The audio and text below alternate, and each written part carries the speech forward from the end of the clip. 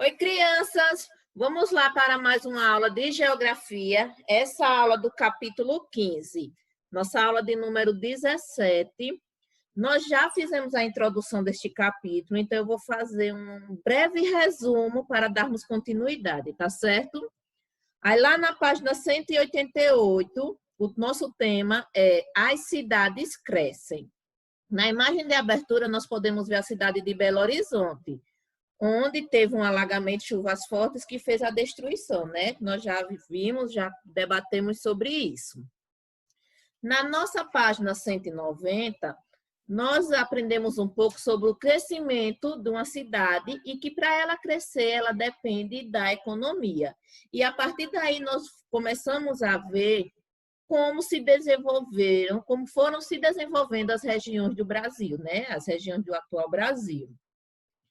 Então, lá no passado, quando os portugueses administravam o território que hoje a gente conhece como Brasil, a exploração do pau-brasil e o cultivo da cana-de-açúcar foram as atividades econômicas que geraram o desenvolvimento da atual região que nós chamamos de Nordeste. Então, nós vimos que os portugueses eles começaram a explorar o litoral do país.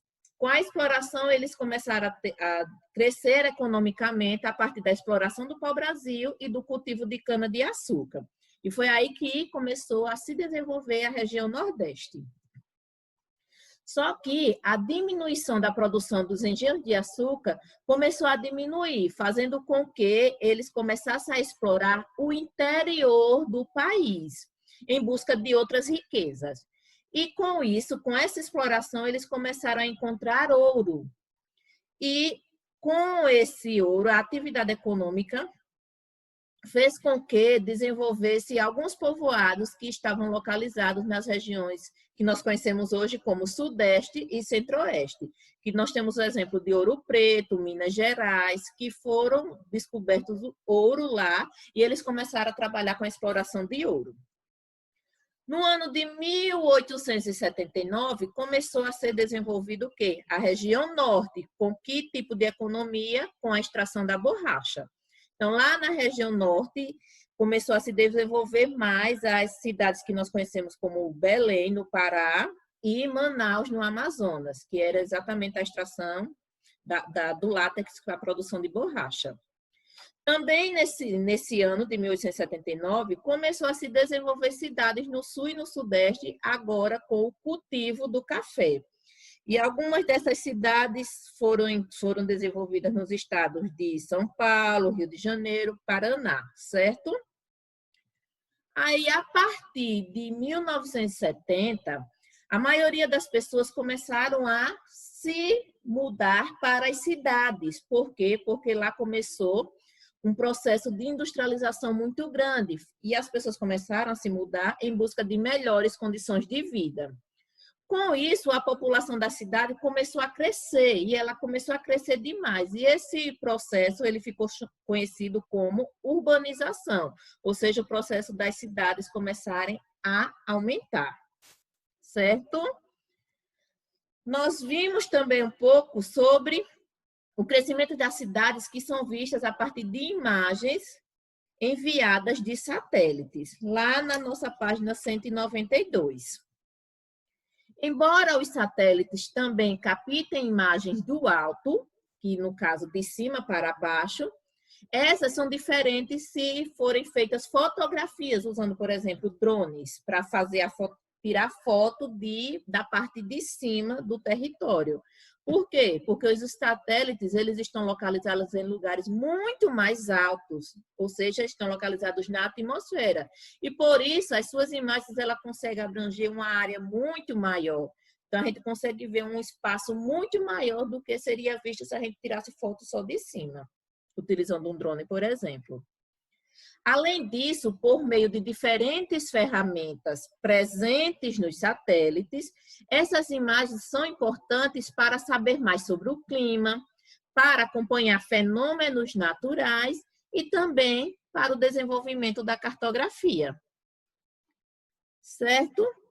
Aí agora, dando continuidade ao conteúdo, nós vamos passar lá para a página 196 e vamos começar a estudar um pouco sobre os problemas ambientais causados pela urbanização. Nós já vimos que a urbanização é o crescimento das cidades. Então, quais foram os problemas que começaram a surgir a partir desse crescimento acelerado das cidades? Os problemas ambientais causados pela urbanização são muitos e podem afetar grande parte da população. Em geral, os problemas urbanos têm origem na falta de organização e planejamento do crescimento das cidades. E essa falta de planejamento, geralmente, elas são causadas porque as cidades crescem num ritmo acelerado demais, onde não dá tempo de se planejar, que nós estudamos também no capítulo anterior a questão das cidades planejadas, ou seja, que as pessoas começam a construir sem um planejamento prévio e isso a natureza responde, né? Começa a desmatar, começa a destruir, vai ter um momento que a natureza vai dar o troco. Normalmente, há no ambiente urbano poucas áreas com gramas, plantações e árvores. Por quê? Porque as pessoas destroem para construir. É por isso que se diz que o solo das cidades ele é impermeabilizado.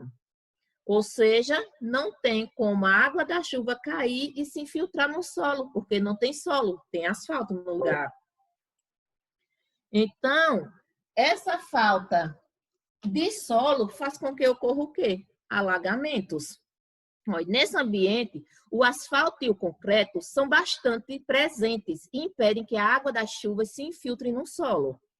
Assim, em dias de chuvas fortes, são comuns os alagamentos, como os que aconteceram na cidade de Belo Horizonte, em Minas Gerais, que você viu na abertura do capítulo, que nós vimos lá que as chuvas muito fortes fizeram com que a cidade se alagasse. Muita água, ocorreu o quê? Grandes destruições.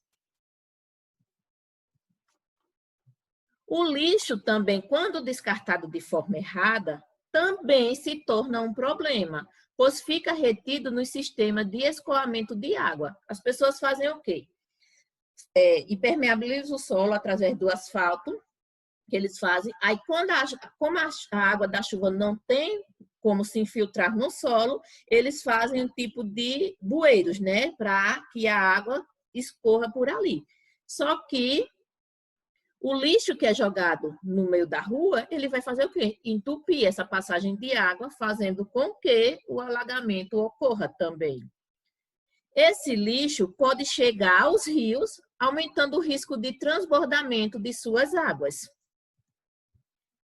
Tanto o descarte de lixo como o lançamento de esgotos industriais e domésticos não tratados provocam a poluição dos rios e dos mares. Ou seja, o lixo nos rios e nos mares, porque o normal das águas são correr para os rios. Então, a água da chuva, quando ela vai, ela leva todo tipo de lixo que vai encontrando no caminho. Então, vai poluir rio, vai poluir mar, vai poluir toda essa parte de água que existe no planeta. Outros problemas que podem afetar os rios das cidades são causados por modificações no curso de suas águas. O que é isso? As pessoas querem construir onde passa rio. E para fazer essas construções, ou eles aterram o rio existente, ou eles canalizam, fazem com que o rio corra por um lugar diferente. Mas ali é natureza, ele é o lugar natural dele correr. Então, quando ocorre grandes enchentes, grandes chuvas, a tendência à água é correr por onde o rio corria antes. Essas alterações são realizadas principalmente para atender a construções de obras, tá vendo? Então, eles mudam o percurso dos rios para construções. Além disso, o ar das cidades é geralmente mais poluído do que o do ambiente rural. Claro, né? Porque aqui existem muitas indústrias e muitos veículos, e tudo isso traz poluições. Aí agora, queridos, eu quero que vocês respondam 197 e a 198, que nós vamos fazer essa correção aqui na videoaula, certo? Então, respondam essas duas páginas. Tem questão que precisa de pesquisa, então eu peço que vocês realizem a pesquisa também, certo? É a quarta questão da página 198. Então, façam a pesquisa também, ok? Depois voltem para corrigirmos.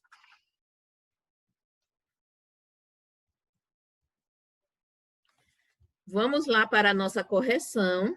Espero que tenham respondido, né? Aí a primeira questão, ela diz assim: observe as imagens a seguir e responda as perguntas. Então, nós temos aqui, ó, a praia de Itapuã, Salvador, na Bahia. E aqui nós temos uma vista da Baía de Guanabara, que é localizada na cidade universitária do Rio de Janeiro, na Universidade Federal do Rio de Janeiro. Olha, Baía de Guanabara, viu? Olha a situação. Aí a letra A, ele diz assim: o que a primeira imagem mostra? O que é que nós podemos visualizar aqui nessa primeira imagem? Esse tipo de problema existe no bairro em que você mora e no bairro de sua escola. Nós podemos ver aqui nessa primeira imagem o quê? O descarte inadequado do lixo, ou seja, o lixo jogado de qualquer jeito, que pode contaminar as águas e o solo. Aí ele pergunta: esse problema existe aí no bairro que você mora? É resposta pessoal, né? Descarte do lixo no meio da rua, em todo canto. A gente sabe que aqui em Arapiraca tem muitos lugares que tem lixo mesmo jogado no meio da rua, em todo canto. Então, você analisa aí o bairro onde você mora, no bairro da escola, a gente também vê muito lixo, né, jogado, principalmente está ali perto da linha do trem, que tem muito lixo por ali. Aí vocês podem colocar essa resposta aqui também, certo? Aí a letra B. O que a segunda imagem mostra? Olha, esse tipo de problema existe no bairro em que você mora e no bairro da sua escola. Nós podemos ver aqui que a segunda imagem, ela apresenta um esgoto, ele sendo despejado na praia, e indica a poluição de águas pelos resíduos domésticos. Aí, no caso, aqui em Arapiraca, nós não temos praias, mas aí tem algum rio perto da casa de vocês que tem esse esgoto. Esgoto sendo lançado no rio, nós vimos lá na Cecicunha, né? Se vocês observarem, tem um canal que ele passa, e ali é um mau cheiro terrível, e a gente vê muito dessas tubulações do esgoto da cidade sendo despejado diretamente nesse rio. Então, aqui em Arapiraca tem, só não sei se vai ter no bairro de vocês. Aí lá na página 198, a segunda questão agora. Observe a imagem a seguir e faça o que se pede. Aqui nós estamos vendo uma vista de São Paulo, no ano de 2018. Olha, o céuzinho azul aqui, aqui nós estamos vendo, né, uma partezinha cinza. Aí o quadradinho. Identifique o elemento da imagem que permite perceber a poluição atmosférica na paisagem da cidade de São Paulo e registre-o a seguir.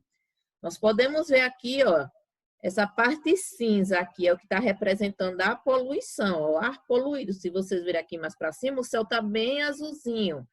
Não tem nuvens, então não significa que vai chover, é poluição mesmo. Então, a gente consegue ver, ó, pode ser identificado por meio da faixa cinza acima dos prédios. Olha aqui, ó, tá vendo? Terceira questão. Qual é a relação entre o problema mostrado na imagem ao lado e a presença de asfalto nas cidades? Olha só, alagamento. Nós vimos que os alagamentos ocorrem porque o solo ele foi impermeabilizado com o asfalto. Então, não tem como essa água ser absorvida pelo solo por conta desse asfalto. A presença de asfalto nas cidades impermeabiliza os solos, de forma que a água das chuvas não é absorvida pela natureza. Para que isso ocorresse, ou seja, para que o solo absorvesse essa água, seria necessário a abertura de mais áreas com vegetação. Quanto mais áreas de vegetação a cidade tiver, menos risco de ocorrer alagamentos ela terá. certo? Porque vai ter como toda essa água da chuva ser absorvida pelo solo. Aí, essa quarta questão aqui, que foi a que eu pedi para vocês pesquisarem, que ele pede para formar dupla, mas nós sabemos que não tem como, então realize uma rápida pesquisa para descobrir quais são os rios que passam pelo seu município e a qualidade de suas águas. Depois escreva no espaço a seguir o que vocês descobriram. Então, essa questão nós vamos fazer a correção pelo MIT, que eu quero saber, e a professora Edila, nós queremos saber qual foi o resultado da pesquisa de vocês, tá certo? Então, façam a pesquisa direitinho e digam se essa água do rio que passa por aqui, por Arapiraca, se ela é poluída ou não. E quem não mora aqui em Arapiraca, pode fazer a pesquisa na sua cidade, tá certo? Aí, para casa não, que vocês já estão em casa, mas mais tarde, no nosso encontro do MIT, eu peço que vocês façam as atividades das páginas 199, que é o Explore Seus Conhecimentos, 199, 200 e 201, certo? Essas 3 páginas aqui, nós faremos a correção no MIT. Então, respondam as atividades direitinho. E quando for no nosso encontro, nós faremos a correção, junto com aquela pesquisa do rio aqui em Arapiraca ou na cidade quem mora fora. Certo? Então, é isso, crianças. Nosso capítulo 15 se encerra por aqui. Espero que tenham entendido. Qualquer dúvida, anote que no nosso encontro tiraremos, certo? E sempre lembrem de usar sempre marca-texto para marcar as partes principais de cada assunto para facilitar no dia da prova, para estudar para a prova, né? Então, tchauzinho e até o nosso próximo encontro.